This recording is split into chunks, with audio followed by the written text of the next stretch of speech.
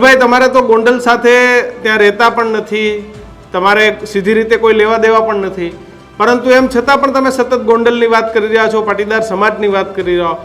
શું કામ, કયું એવું કારણ છે કે તમારે સુરતથી બોલવું પડે છે? તો કે ગોંડલ ઉપર કોઈ ઊભો રહેશે તો મારો પરિવાર ઊભો રહેશે. કોઈનામાં તાકાત હોય તો ઊભીને બતાવે. ગોંડલની સીટ ઉપર લાડુ પાડવાનું બંધ કરી દે.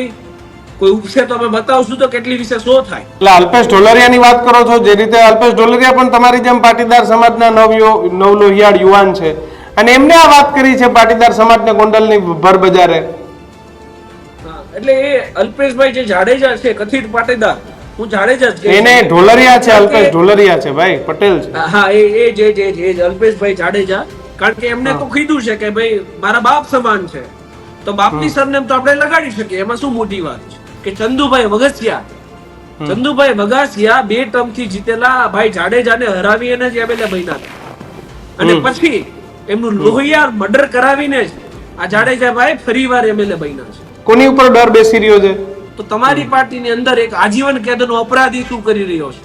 તમારી પાર્ટીની અંદર એ આજીવન કેદના અપરાધીનો દીકરો, જેની ઉપર 9 એફઆઈઆર છે, જેને એક પણ સમાજ બાકી નથી રાખ્યો, એ પછાત વર્ગ હોય એની ઉપર અત્યાચાર કર્યો છે, ઓબીસી સમાજે મારપીટ કરી છે, જનરલ વર્ગ અને જાટ સમુદાયમાં હમણાં મર્ડરનો આરોપી છે. તો એવા વ્યક્તિઓ, રીઢા ગુનેગારો તમારી પાર્ટીની અંદર શું કરી રહ્યા છે? 2021 વિધાનસભામાં પણ ત્યાંથી પાટીદાર સમાજનો ઉમેદવાર ન હતો. કારણ શું? ત્યાં કોઈ પટેલ તૈયાર નથી થતા લડવા માટે? કે હર હર મહાદેવ કરીને જે દિવસે ત્યાં ગોંડલ ઉપર કોઈ આવી ગયો ને, ત્યારે આમની લંકા સંકેલવાનો અમને સમય રહેવાનો નથી. મેહુલ બોગરાને ગોંડલની જનતા બોલાવે કે મેહુલભાઈ વેલકમ, મને કોઈ સિક્યુરિટીની જરૂર નથી, હું AK-47 વાળાને હારે નહીં રાખું, બરાબર? એવું લાગશે એટલે ત્યાં કોઈને કેવું નહીં પડે, ત્યાં ફોર્મ ભરાઈ જશે. એટલે કોઈને વેમ ના રાખવો કે ગોંડલ સીટ અમારા બાપની જાગીર છે. પણ આ જે ફાકા ફોજદારી કરીને જે ભયનો માહોલ ફેલાવવાનો તમે ધંધો કરો છો કે કેટલી વિશે શો થાય ને, અરે ભાઈ 5 વિશે શો થાય, આખા ગામને ખબર પડે. એ બધું રહેવા દો, એ બધું બહુ જૂનું થઈ ગયું. ગૃહમંત્રી જો આટલી બધી મોટી હોશિયારી મારતા હોય કે 100 કલાકમાં લિસ્ટ બનાવી દઈશું, બુલડોઝર ચલાવી દઈશું, મકાન તોડી પાડશું, ગુંડા તત્વોને મૂકશું નહીં, તો મોટા ગુંડા તત્વો તો ગોંડલમાં જ છે. શું લાગે છે આગામી સમયમાં ત્યાં કોઈ પરિવર્તન દેખાય છે કે પછી આ જ રીતે સમાધાનો?